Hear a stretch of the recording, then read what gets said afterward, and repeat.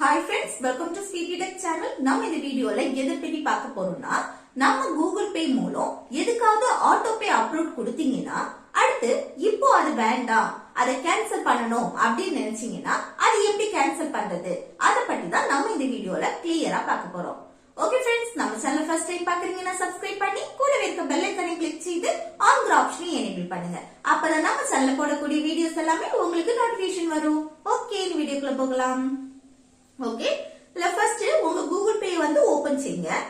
அடுத்து மேல இருக்க ப்ரொஃபைல வந்து கிளிக் செய்யுங்க. இப்போ இதுல வந்து ஆட்டோ பேன்னு ஒரு ஆப்ஷன் வந்து ஷோ ஆகும். இது ஆட்டோ பே வந்து ஷோ ஆகலைன்னா நீங்க கூகுள் பே மூலமா எதுக்கும் ஆட்டோ பே அப்ரூவ் கொடுக்கல அப்படின்னு அர்த்தம். நெக்ஸ்ட் இந்த ஆட்டோ பே வந்து கிளிக் செய்யுங்க. நெக்ஸ்ட் லைவ், பெண்டிங், கம்ப்ளீட் இப்படி 3 ஆப்ஷன் வந்து ஷோ ஆகும். இந்த லைவ்ல நீங்க எதுக்கெல்லாம் ஆட்டோ பே ஆன் பண்ணி வச்சிருக்கீங்களோ அதெல்லாமே இதுல ஷோ ஆகும்.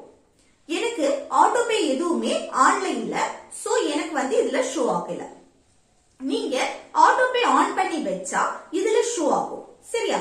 இதுல எந்த ஆட்டோ பே வந்து நீங்க கேன்சல் பண்ணணுமோ அந்த ஆட்டோ பே வந்து கிளிக் செய்யுங்க.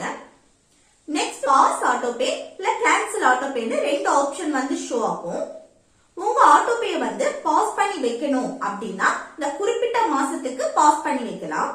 இது கேன்சல் பண்ணணும்னா கேன்சல் ஆட்டோ பே வந்து கிளிக் செய்தீங்கன்னா நெக்ஸ்ட் எஸ் கேன்சல் ஆட்டோ பேன்னு ஒரு ஆப்ஷன் ஷோ ஆகும்.